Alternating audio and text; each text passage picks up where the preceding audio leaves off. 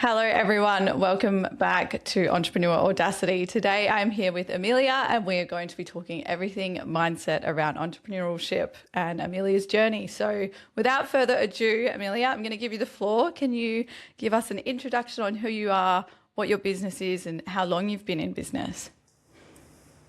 Hi, Angie. Thanks for inviting me. I'm in the business of helping small, medium enterprise grow and scale their business. I started my business last year after I've left corporate for 20 plus years, working with large scale organizations. And I wanted to help the smaller market to help them grow and scale, and particularly in the age of AI to become competitive. I love that. That's really cool. And yeah, I was having a look at your information that you sent through beforehand. You've had quite an impressive career in the corporate world. How did you find the transition from leaving that and leaving that stability to go into entrepreneurship? It was, I'll be honest with you, it was hard. It it took a while to change your mindset because you have a lot of support, people around you in corporate. You become familiar with the systems and processes, and then when you suddenly go on your own, it's a big journey, and you have to do a lot of learning. It is fun though. To learn a lot and to understand what's happening and how you can offer your services to help a different set of market and clients. So yeah, it's been a great journey. A lot of learning in the process. Cool. Yeah, it is. It's very daunting when you do have that support, and then yeah, you don't realize how easy you kind of have it when you are in corporate, and then when you leave, you're like, oh, I've got a lot going on. And Yeah. you gave us a little nugget there on lessons. So can you tell us some of the biggest lessons that you've learned thus far? It's part of my entrepreneurial journey, you mean? Yep. Or yeah, no, it's you realize how much more resilient you are. You I guess when you go out and you finally make that decision and you make that leap, you jump into the big sea, is what I've done. You realize that you've got a lot more skills and experience that you can leverage off if you're not starting from completely from zero. And you and then you draw on your expertise, your experience, and you realize how resilient you are, and then you also get the support from others that you wouldn't have realized. So I've made a lot of great um, connections through the process. A lot of my old friends from colleagues and have reached out and have been amazing through that process. So yeah, and then you connect with new people and you create those meaningful connections that they help you in that process. So it's been, yeah, these lessons have been remarkable to learn and go through that process. I love that. Thank you for sharing. Do you have an example of, one of the lessons that come up maybe early on in the journey? Because when we do dive into the business world and venture out on our own, and before you get to that point of having the support around you and the people around you, like you're kind of navigating the weeds in the dark by yourself. So is there any like moment or was there a situation or example that you can give us of when you were kind of like in that dark period and how you managed to get through it? It's kind of like learning to experiment as well, and through experimentation, when you're a child, you learn through play, and I think it's the same when you're venturing out on a new area. You need to go out and experiment and try new things because you just don't know what's going to work. You have this vision and this euphoria that it's just going to be amazing. Things are going to work out, and they don't. So you need to be open-minded. You need to try new things and experiment. And also through that process, just keep going out there and trying. And when you meet new people, you get new ideas. You learn from their lessons. And then you're like, oh, I should try this or I should pivot to that. And you're constantly like, in play, just experimenting and trying new things. Because in a way, it's a lot, because there's a lot of freedom when you go out on your own. You don't have to abide by the set of rules that the corporation you're working for has. It's both great and not so great because not so great is that you don't have the safety net to fall back on, but it's also great that you have a way more freedom to be able to try new things and see what works and what's adaptable for you as an individual, because what might work for another entrepreneur might not be the same for you. So yeah, it's been kind of a lot of fun. It's been stressful. I'd be honest with you, but at the same time, it's so rewarding. Yeah. Highly recommend it. I love that. And talk us through some of the stressful moments, because, you know, we're hopefully going to inspire a lot of people to dive into the business realm themselves. And, you know, we want to showcase the mindset and you mentioned the resilience. Like, how do we channel that on our journey? Like, what did you particularly tap into through those periods of uncertainty? Like, sounds like you've engaged a lot in play. Was there anything else that kind of come up? I was telling someone because I'm my own employee, I guess that I hire and fire myself every single day. You know, you have some great moments, and then I think you're also very hard on yourself, because you know you're more. When I was a manager, I led teams of 70, 80 people across multiple countries, and you're a lot more patient and forgiving to your team, but I don't think you are for yourself. So yeah, as I said, I hire and fire myself because and then you need to let go of becoming a perfectionist as an entrepreneur. And as I go back to saying that you need to try new things, if you wait for perfections, then nothing happens, especially when you're harder on yourself. So you need to let go of some of your,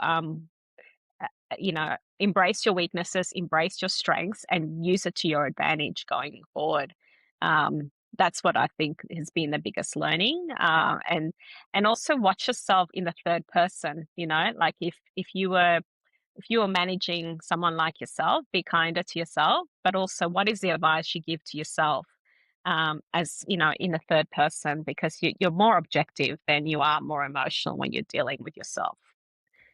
That is a beautiful point. And I absolutely love, you know, that you've said you'd hired and fired yourself multiple times daily, even. I think that's beautiful because, you know, I've been in leadership as well. And yeah, sometimes I have those reflections. Like, if my team member was doing what I'm doing right now, you'd be like, what are you doing? Yeah. 100%. Yeah. But we do, you know, how we would treat one of our team members is very different to how we often treat ourselves, especially when we go on this journey of diving into business and the unknown. And I love that you said, you know, you've got to give up the perfectionist side and engage in play. Let's talk a little bit more about the perfectionism, because, you know, you do have quite an impressive background in your corporate world. Throughout that process, did you have any really niggling beliefs or traits that you had to learn to let go of as you dove into the unknown? Yeah, no, I think it's a great question, because when you're in corporate, you have a lot of people to rely on to review your work, to lean on their expertise. But when you're on your own, and when you're an entrepreneur, particularly it's before you start hiring new staff, you tend to do all the skill sets yourself, and you're not an expert in everything. I'm not an expert I'm not deep in marketing, finance. I'm a strategist. So I'm a generalist, a lot of things. So I can't rely on everything. But if I spend so much time trying to perfect every little thing, then I don't progress. And so that's been one of the biggest things. I'll give you an example. Like when I was building my website initially, my first website, not the one that's current now.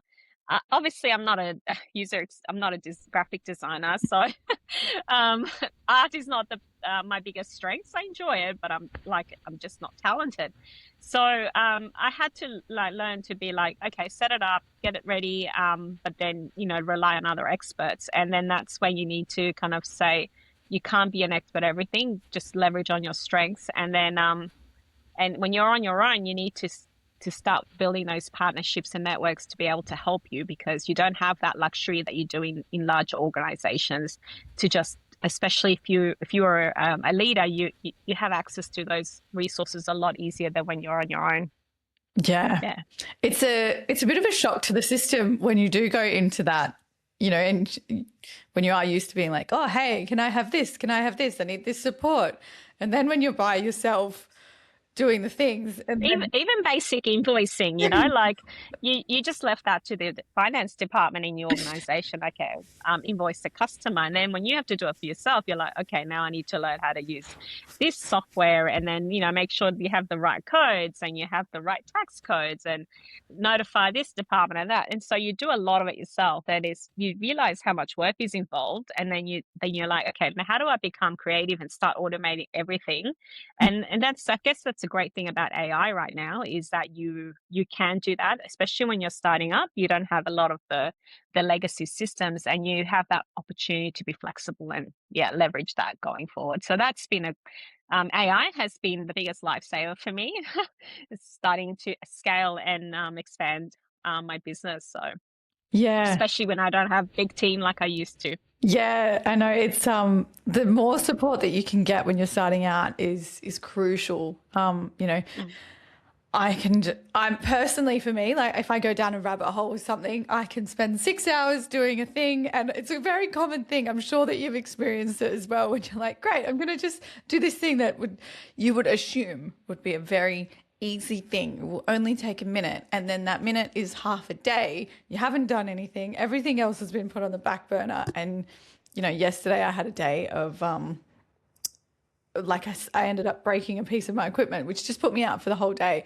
And I looked back on the day and I felt like I haven't achieved anything. But this is part of the process, and what I want to know for you, so do you find it easy or hard to reach out for support now? And did you at any point find it hard?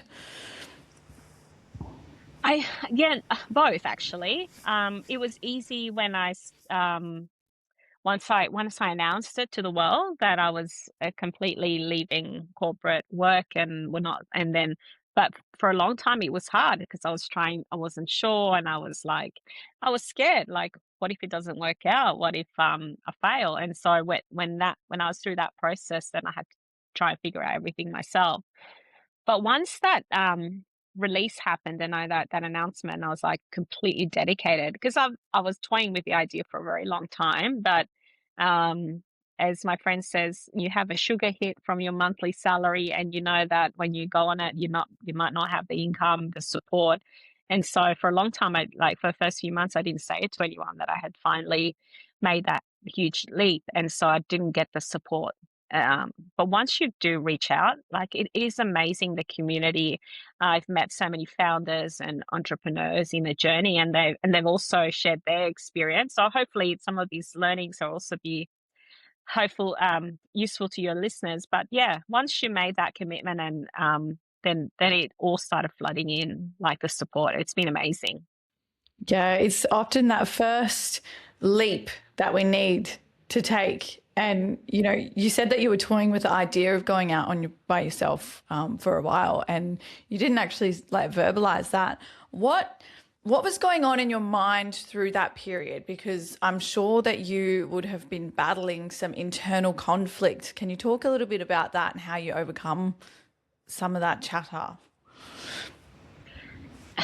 It comes, especially when you've become, to your point, to your earlier point, I've had a successful corporate career, and then suddenly to make a completely 360-degree shift and not having something to fall back on, and your ego plays in, the fear of failure kicks in, and then what would other people think? So you go through all these emotions and all these fears, but you just have to jump. It's like when you're up on the you're about to dive into a deep pool, and you're like, you keep getting scared, and you keep going into the ledge, and you come back, you keep going. That's how it felt for a long time. And then finally you just have to jump, and you scream as you go down. And then once you go there, you're like, oh, it's not as bad as everyone makes it sound to be.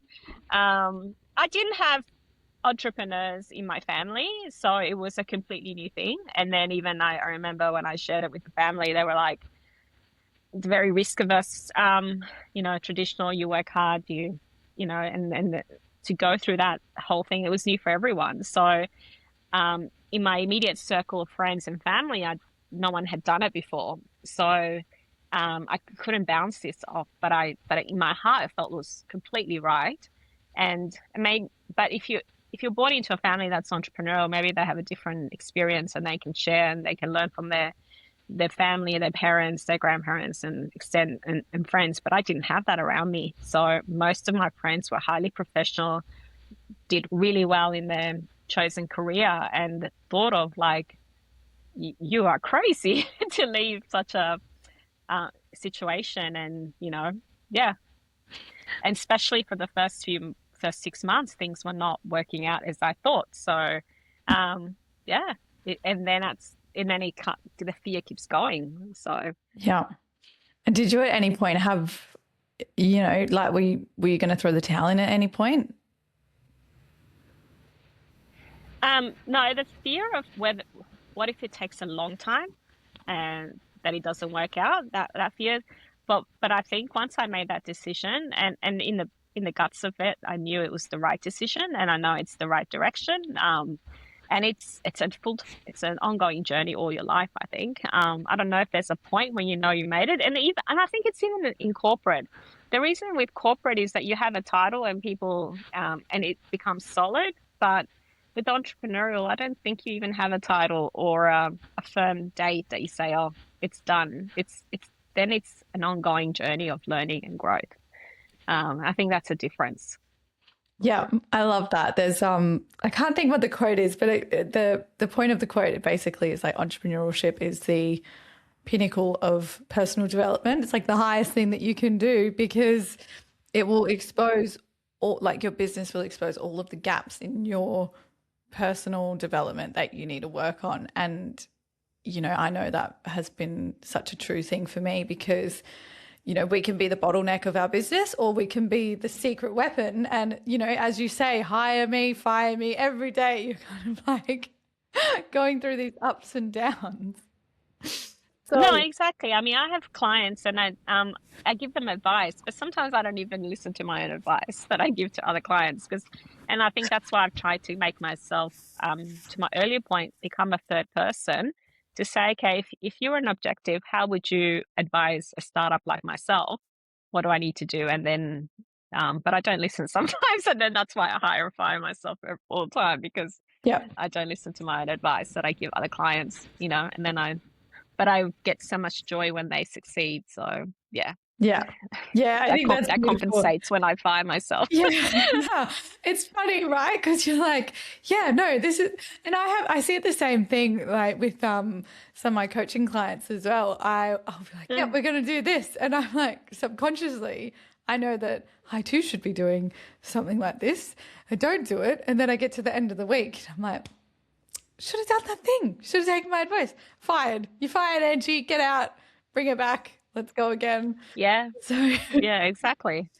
you made a comment earlier, and you were talking about how you're the only one that has gone into entrepreneurship within your immediate family and in your support group. So I'd love to hear more on that. What was that like?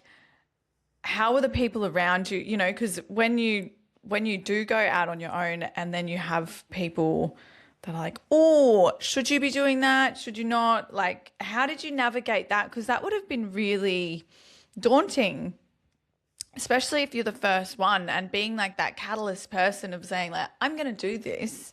How did you manage? Yeah, and I kind of wish I was 20 years younger because I think when you're younger and you make mistakes, and they say, oh, she's young, she's learning. But when you're way more established and you've kind of succeeded in your career, when you make announcements like that, it's a big shock. And you have way more bills, more responsibilities in life. And so the leap and the opportunity of failure is a lot greater. Like the fall of grace is a lot deeper. So, but then you hear stories of like, like Colonel Sanders. He started KFC when he was much older in life, and you have those kind of great stories that anyone can do it at any point in their life, not just when you're young. But yeah, I didn't share it with a lot of my friends for a long time. I kept saying, oh, I'm doing this, and I wouldn't. Why aren't you going into the office? Well, I'm doing. I just made up excuses, and then And even for a while, like when people announce things on LinkedIn, I didn't say anything for a long time, until I was ready, and I guess maybe I haven't figured it out. And that's also the beauty of entrepreneurship, because yes, I have my consulting business, but I also have a few different adventures that are merging. And those ventures have come around when people are like, "Oh, you're actually now free. Would you like to work on this project, or would you like to be part of this business?" And those have emerged. But you have to have the bravery to say that, and sometimes you just have to turn away from what's comfortable, because that's when you're going to grow. I also felt I wasn't growing anymore when I was in corporate. And when you talked about the different gaps that you identified, for me, it was, yeah, a lot of gaps emerged that I was hiding behind when I was having a successful career that I needed to develop. For example, like different types of sales. I was doing consulting sales back in corporate, but it's a different type of selling and negotiating when you're as an entrepreneur. So I had to learn those skills through that process, and and learning partnerships and alliances in a different style. That you had teams in corporate, but when you're doing it on your own, you're selling your individual brand. Social media has been amazing. Just getting in front of social media and becoming vulnerable has been a huge thing for me right now. For those who follow me on Instagram will see some of my videos. Some of them are very raw. They're not edited. And yeah, they're going through that journey with me. So love to hear their feedback. I love that. And yes, we'll put all the links and everything so everyone can keep in touch with you, because I know for me, I'm getting a lot out of this conversation. I know our listeners will be as well. That's beautiful. I think that's such an incredible thing that you highlighted with being really comfortable in your corporate job and staying there, because you get that complacency. You're like, I've kind of made it, I've got it here. And then when you do move into the entrepreneurial world, it exposes you and you face those fears of, I'm not going to say I'm doing anything because I'm just going to kind of wait. Did you ever feel at any point like a bit of an imposter, a bit of a fraud? Because I know I've faced that all of the time, and even now sometimes, Yeah, I think imposter syndrome is quite high among women. Yeah. Even if you hear it even in women in corporate, I felt it all the time as a senior leader. I was mostly in large tech companies, and there's very few senior women at the top level. I talk about that in some of my talks in the past, that I was the only female in the room. I think Sheryl Sandberg's famous book Lean In, she talks about that. Like she gave the example that even she worked in an organization that even have female toilets, because all the men it was just a male dominated industry. So yeah, you have that, you always have that as a woman. I think it's just been thousands of years imposed upon us. But I think that's where the beauty of entrepreneurship, particularly for women, are, because women tend to be more humble. They don't talk about their achievements. And I think that's also why they don't succeed in corporate. But with entrepreneurial, you can be yourself. And particularly in this new age with so many different opportunities through AI, through social media, through digital, creating your own skill set and being true to yourself, any woman can be an entrepreneur. And I think it's a lot easier to succeed than you can in corporate, because most corporates still run by models from the 60s and 70s that are not applicable today. I love that. You're so right. One thing that I have found, to back what you've just said, is going out on this journey and venturing out on myself, and working in some of the opportunities and things that have come up with other people, and linking back to what you said, you get these really unique opportunities that come out of putting yourself out there and saying like, hey, I'm doing this, and then something comes in, and then you've got a business contract in place and you're doing these different adventures. But it is a lot easier. I found it a lot easier to like network and talk to people, and particularly like males as well. I think they also love sharing and helping women. Not all males, not all people in general, but what I have found is that yeah, like people in the entrepreneurial world are very receptive and we're always happy to help. You know, it's like, how can I help you? Can I assist with this? I know this person. You have that that network and that support group, and you don't actually realize that it's there until you just go, yep, cool, I'm putting it out there. You know, you said you let your listeners, so your followers see you in your raw and vulnerable state. And I think that's beautiful because, you know, it's a whole journey, and social media has created like this image that we have to be perfect. We have to have all of the things figured out. And I tell you what, when you go into entrepreneurship, it does not look like that. It's not pretty. It's messy. It's chaotic. There's things everywhere.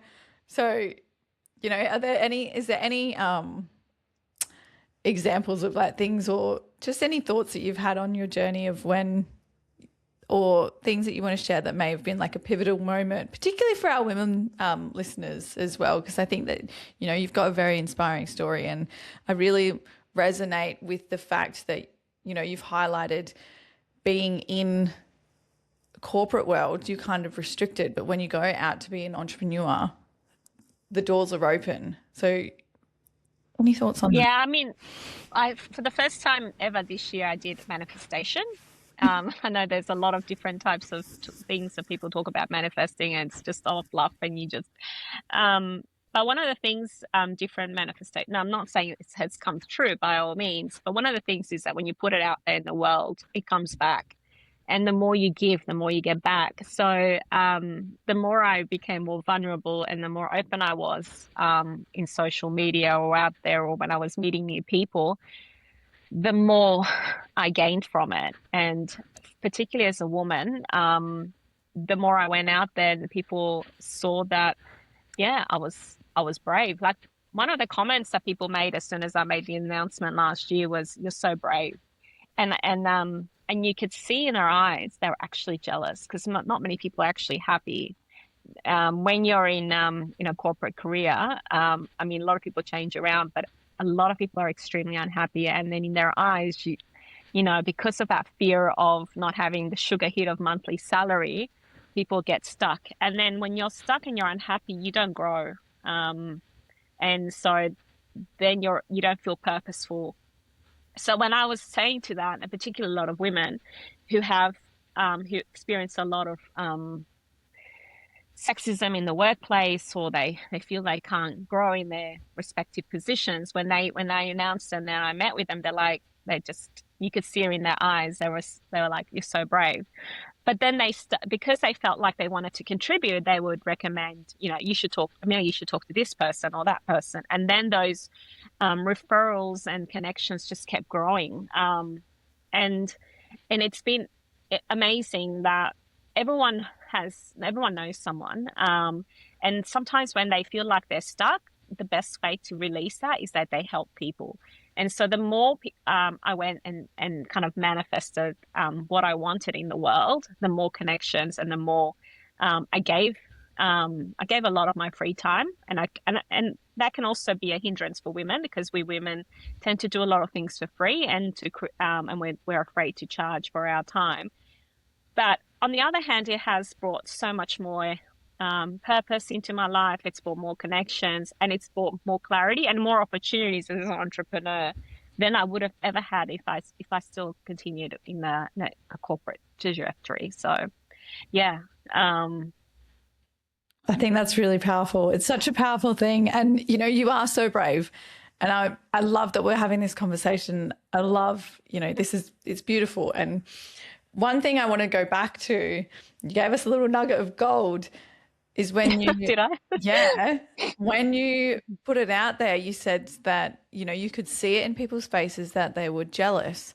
So let's talk a little bit more about that, because that's another thing that I have found personally. Like, you know, when you do start, hey, I'm going to do this and I'm doing that, and you can see when people are genuinely happy for you, and you can see when there's that resistance. And, you know, how did you navigate that? Because I'm sure that you would have had people who were showing that bit of jealousy and then trying to sow like seeds of doubt into what you were doing. Like, how did you overcome those scenarios? Yeah, no, I had a lot of jealousy of people when I was in corporate. They could see the rise in my career, and particularly a lot of women tried and they didn't. So both within the corporate world and also friends and family who were saying that, or you could see those comments coming through, those jealousies. And then I thought, this is going to get amplified when I finally announced it. And I think that was part of the fear why it took so long. And then someone who had gone through that journey kind of gave me advice and said, sometimes you just have to cut people off from your life. And, because they're not going to give you any purpose, or they're going to hinder your progress. So I was ready to start cutting people off my life.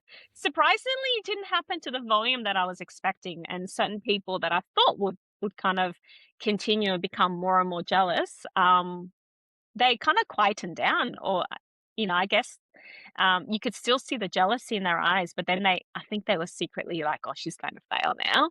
And then, but I didn't care anymore. It got to a point was like, hey, if I'm going to live for other people, I'm never going to be happy. So I need to, life is hard, whatever path you take, if you take corporate world or entrepreneurial or any type of work. So at least let me be happy and enjoy the process regardless, because it's always going to be hard, and life is getting harder and harder as with the cost of living and the different wars. I've lived through multiple countries and in war-torn countries. So I saw the hardships that people face. I mean, we're so lucky in Australia. People underestimate. And I think, I don't know why we're not such an entrepreneurial country, because we have so much opportunity. We're not going to, compared to other countries, we have that. But I think that's also why people hold themselves back, because it's always been a safe country that people don't feel like the need to go out there and become vulnerable and grow and take those risks. Whereas you see that in many countries like the US, there's so many people taking more and more risk because there's not that safety net. Whereas I think Australia's been held back by that. Yeah, it's a very, very valid point. We do get sold the great Australian dream, go to school, find a good job, buy a house, have a mortgage for 30 years, and then retire. And, it's not until you do, like, I've traveled a lot, and, you've lived in these war-torn countries. And when you do go to places and you see just how hard some other countries have it and what they face, and the determination that comes from people who are born into those zones is so admirable, because, we do have it so easy in Australia. And unless you travel and you venture out, you don't really realize it either, which, I think if more people did have that exposure, Australia probably would be a bit more entrepreneurial. But if you look at the likes of some, say like some cultures where there is a lot of pressure to either go into business or, become like doctors, engineers, lawyers, that kind of thing. Like the grind level of the people that are born into those places opposed to here is very, very different. So yeah, it's crazy. And women don't have a lot of equality in many countries. I'm not saying Australia is perfect, but we are way more better than a lot of countries, particularly for women. So yeah, I think we should leverage this opportunity and do it for our sisters in other parts of the world, fight for them. And they, the more we succeed here, the better the life will be there for them. I love that. We'll do it for the sisters around the world. That's beautiful. That's really, really beautiful. Yeah. And so maybe let's go into one of my favorite questions, which is a question I ask everyone on the podcast, is what does Audacity mean to you? Oh, well, I don't know what the dictionary definition is, but for me, it means having boldness, facing fear, and having grit, but also having fun in the process.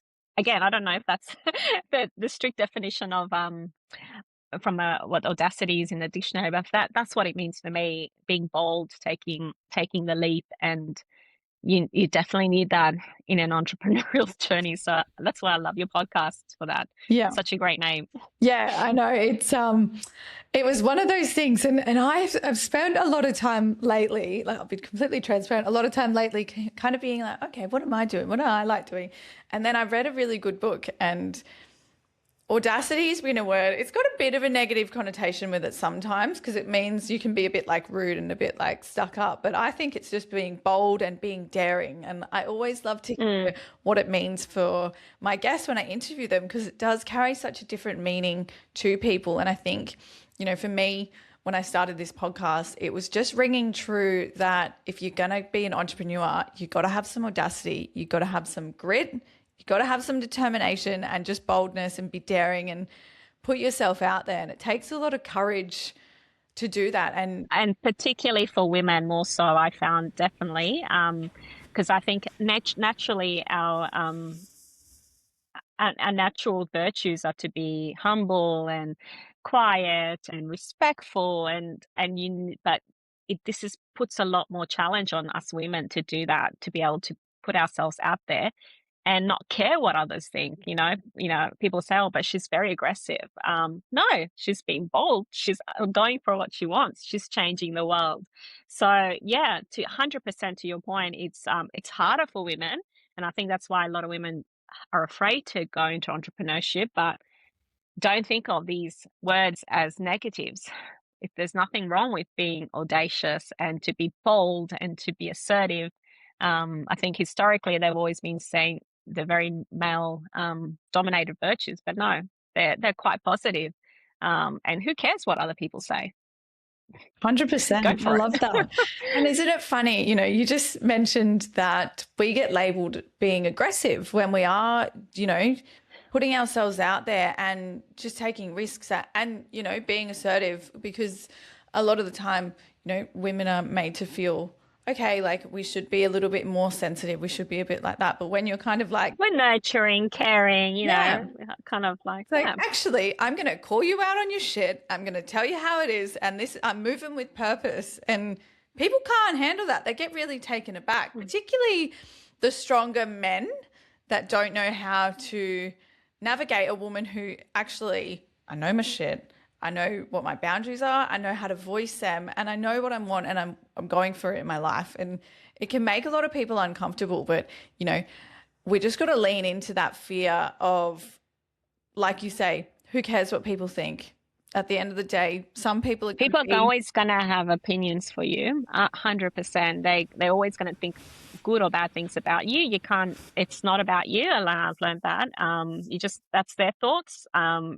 Let them think that. For centuries, women needed men because they needed to survive. They needed to marry. Because they couldn't earn for themselves. But particularly in the West and in this time of the world, we have the opportunity to take reins for ourselves. And as I said, for our sisters in other parts where they can't. So women, go for it. Go for that. Be bold. Yes. And who cares what other people say? Yeah, 100%. And, you know, life is going to happen. It's either you do it on your terms or you do it on someone else's terms. And I want to eat lunch whenever I want to eat lunch. I don't want to have to be listening to what's going on here or who's doing this. And, you know, it's risky, it's unknown, but it's super exciting. And the initial part, like the hardest part is just getting started. And even if you don't know, you know, it sounds like you kind of knew where you were going to take your journey. But what would you say to some of our listeners who are potentially like dabbling on like, how do I get started? Where do I start? What do I do? You know, do you have any thoughts or anything that you'd like to share? I don't know if I still haven't figured it out, but I think take the first step. I think when you take action, so the more I go out there and meet new people and make myself put myself in uncomfortable situations. When you're in uncomfortable situations, you grow, you refine your pitch better, you meet the right people, and then you're not going to do anything if you're stuck at home or if you're stuck in your job. And look, it's not for everyone, and I think it's even if you are in a corporate career, do well at it, but don't feel like that's the ultimate thing. You know, try different things in your corporate career. You can have entrepreneurial skills within the corporate career. Innovation is such a huge thing, and you can create your own work. And I think the world is changing as well. People don't are not defined by their roles anymore. There's projects that are happening globally, and I used to encourage my team members, particularly the junior, as they were going through the ranks. I said, try different things, take on different projects, learn new skills, and yeah, take the leap. By being afraid, nothing ever happens, right? And if you embarrass yourself, well, no one's going to remember after 5 seconds. I love that. It's so true. You know who will remember it? You. Yeah. And if you think great things of yourself, you know that being embarrassed is part of the journey. We underestimate ourselves more than what others think. So yeah, like that's why I hire and fire myself all the time, because I'm harder on myself than others are. And when you get that feedback, and it's just been so lovely, and the support, but I think others see more greatness in you than you see on yourself. So yeah, it's so true. And sometimes all you need is one person to put the mirror up and just say, hey, look at how great you're doing. Have a little bit of faith in yourself and your journey, that you kind of go, oh, right. Yeah, no, yep. Okay, I can see that. And it helps build that trust within yourself, that it's like, all right, I'm doing the right things. This will work out. Might be a little bit shaky right now, but something's going to come of it. So, you know, I'll tell you one thing that happened. So I asked, I think it was Claude and ChatGPT, both of them. I said, this is all I've done, and or they kind of heard a conversation, and I kind of shared a transcript, and I said, oh, I haven't achieved much. And then they came back, it's that you always think about achievement and as numerical financial terms, but you've achieved so much in the last 6 months of all these other intangible things. And this other person recognized it, but you didn't recognize it yourself. And these are the things that sometimes, even as an entrepreneur, because you know your title, you're not increasing your title, you might not be increasing your monetary return in certain situations, but you deliver so much, and you forget like all the things that you do, and sometimes you need that external validation. So my advice is give it to GPT and Claude and other AI platforms, and get them to see it objectively and say, hey, you've achieved all these 50 million things that you have failed to recognize. And yeah, especially because on your own, you're not getting that feedback loop sometimes. So use AI. I think it's been really helpful to be like, oh, I haven't noticed that, or I missed this point, or maybe I can improve this area. So it's been good.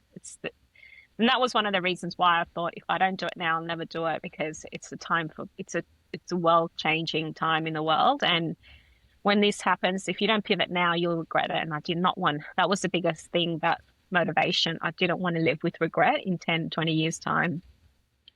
I love that. That's a beautiful point to make, because it is the fear. So for me, whenever I would travel and I would hear people say, particularly like older people that I would talk to, because I love talking to everyone. I'll talk the back legs off a donkey, as they say. But I would always talk to these people who had never taken a risk, then they live with the fear of regret. They never got started, or, you know, I've been working on writing a book, and when I've kept that really shut for a long time. And then I was just like, oh, I'm just going to start talking about it. Started talking about it. And the amount of people that turned around and said, oh, I really wish I had done that. I was going to. And it triggers me, because I'm like, do it. Even if it's now, even if you're coming towards the end, like, it's never the best time to do it was like 20 years ago. And like the next best time is just right now. So, you know. Yeah, like you said, when you set it out there in the world that you're writing a book, it also creates accountability for yourself, because it's like, okay, it's out there. I've told people, now I need to do it. So keeping it quiet, I think, is a mistake. And luckily I only did it for a few months, but if I just kept doing it, I wouldn't make myself accountable. I wouldn't be pushing myself further to find those opportunities. I love that. Let's dive into that for a little bit, because I know so many people that have not spoke about what they're doing, and they've kept things really quiet, and they've got these big audacious goals and dreams, but they're not vocalizing it because, and it sounds a little bit like hippie, a bit woo-woo, but they think that just by putting it out there, they're going to jeopardize it. And so what's your thoughts on that? Because, it ties into the accountability piece, but what else do you think? Yeah, I mean, definitely share it, but I think you also have to be mindful because sometimes sharing too much success can, you still are going to have your haters and they can sabotage some of the things. So you also, it's a balance between being humble but not being too arrogant. And I think women are in the extreme humble end. Sometimes men can be in the arrogant. So finding a middle ground. Yeah, I think you need to share it, but you also have to be smart about what you share as well. I don't share everything online, especially obviously I'm working on a number of deals, and some of them progress, some of them fail. And obviously for client confidentiality, I can't share a lot of that stuff, but I do share some of the stuff. But I'm picky on what I share. But generally, even if you share too much, I think you're forgiven. I Yeah. don't know. Yeah. Yeah. I kind of look at it. Sometimes there's Maybe I just went around in a circle, but yeah. no, I get you. There's what is it? It's funny, right? So I'm very open with my social media. I'm an open book, right? You know what's going on. I can't lie. You can Mm, pick it up, like, and I am definitely the TMI person, too much information, and I have put stuff up, and people are like, Angie, did you probably need to go that far? I'm like, who cares? We're yeah. all thinking it. I'm just going to be the one to say it. And sometimes, Yeah. you know, Exactly. Yeah. how it lands for other Yeah. people is like, I mean, yeah, don't make everyone happy because you're never going to make everyone happy. We are, I don't know how many people in the world right now, 6 billion people in the world. There's always going to be someone. And plus, I remember listening to a podcast, and I can't remember which podcast it was, but someone said, no, you don't like everyone. So why do you expect everyone to like you? And that's so true. I mean, I don't. Yeah, there are some people that just frustrate me, and so I probably frustrate and annoy other people too. So don't do it for them. Do it for yourself, and do it. And if your intentions are good, you want to help humanity, um, then go for it. But don't try and please everyone because you're not going to. Just like not everyone pleases you. I love that. That's such a good point. And it's so true. We don't get along Yeah. with everyone. We don't like everyone. We don't have to. And not everything is going to resonate that we do with Mhm. other people. Yeah. This is the second podcast that I launched. And I remember I was talking to one of my family members, and she's like, "Oh, I listened to your podcast." And I was like, "Oh, cool. What do you think?" Me knowing that it was probably the demographic, or like the target audience wasn't her. And Mhm. she just openly said, she's like, "Yeah, it's not for me, but it's still good." And it was just like, "Yeah, cool. Not for you." Some things, I've got a really good friend, love him to bits. He's a science nerd, wants to always talk about the moon, all this crap. And I'm just, you lose me.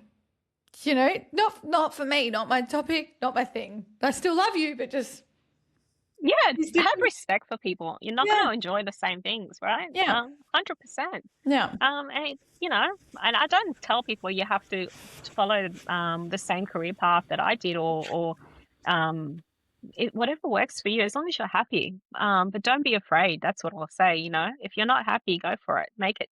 The only person that can change is you. It's not. Don't wait for your boss. Don't wait for other people. Yeah, fear is the biggest. Don't have that regret because I have seen it, and yeah, even just a few months of not doing it, still a little bit of regret. Now I'm glad I didn't keep going, but yeah, Yeah, I love don't that. yeah. Just on that point, I would really love to get your thoughts on what people, or how some people, because when we are starting out, we don't really know. We do a lot of work on, like, oh, we got this idea, we start executing, and it's actually not our thing. So, at what advice would you give to our listeners who are in that period of, like, they want to get started, they're not too sure where to start, they're not too sure what really lights them up? Like, what are your thoughts on that? Well, if you're getting funding for your venture, then sometimes you are stuck. because you need to show return very quickly. If you have the luxury of not having the funding, then try different things. But then if it doesn't work out, move on. It fail fast, right? And l- try something new, fail fast. But sometimes there is an element you just have to let go and pivot. And that's the key skill that you need to understand. It's like, okay, at what point do I keep trying something, or at what point do you leave?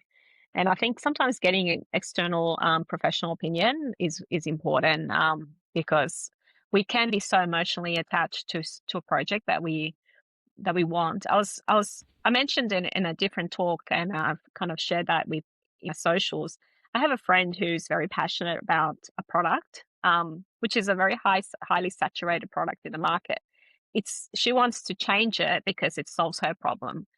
But is it a new business venture? Are people going to buy it? Probably not, because there is thousands of variations of that particular product.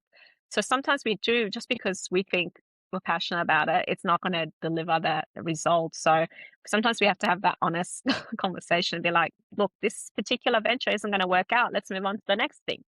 But at least you've tried it, you've learned from it, move on.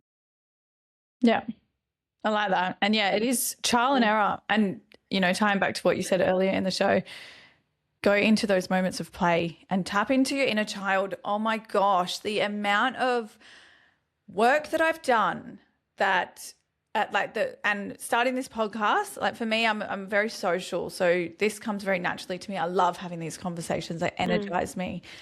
But I was trying to do a lot of things that didn't actually align to what I wanted. And it was having those moments of trial and error, engaging in play and giving myself permission to be free and play around with what might work, what might not. And then when you do find that groove and you find your niche, and you kind of just have that feeling of like, oh, I think we're on the money with this one. And it's just like it's a really nice feeling when you do get to the point of, actually, this is what I like doing and I'm going to do business with this. And then. Yeah. I mean, people talk about meditation. I think we've got so much noise and distractions in the world. Go out there, spend time in nature, try different things. Don't try and copy everything you see on digital. Like, get away from your phone. That can be just freeing up your mind. And just, you know, when kids play in the playground, they're not distracted. That's when their creativity, that's where they're learning the most. And as entrepreneurs, we're accelerating our learning. And so we need to create those spaces, whatever that learning may be. Someone says, oh, I like crocheting, and that helps them clear their mind. But trying to copy something else, and I think we need to kind of create those spaces as adults for that, to drive that creativity and learn, because and you need that. I think go out, meditate, go out, pressure, clear out your mind, try different things, try different skills. I'm trying different hobbies.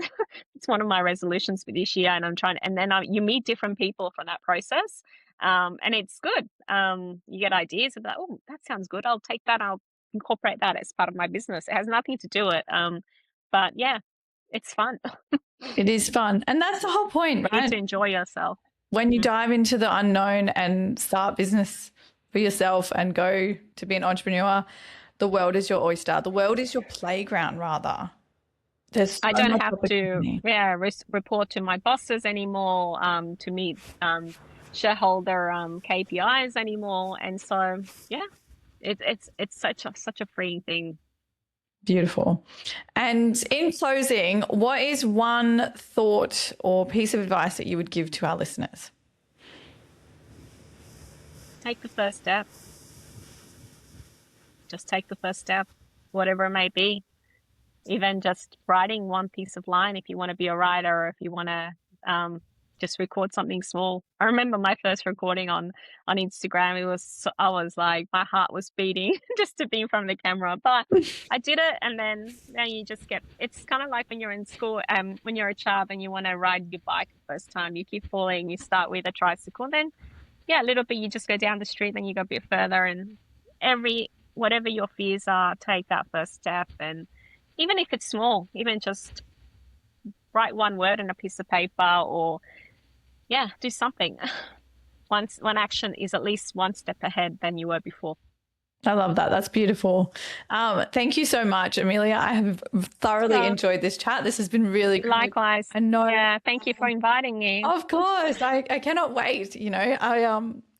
I will have to do another episode at some point in the future as well to see where everything's transpired to. Because Yeah, I'd love to come back. Yeah. yeah, you're on a great mission, and I'm totally here for it. So, before we wrap up entirely, for our listeners to best get in contact with you, what is the best platform? Obviously, we'll put all of your links in the show notes so people can reach out to you. But anything that you want to, or where you want them to direct to.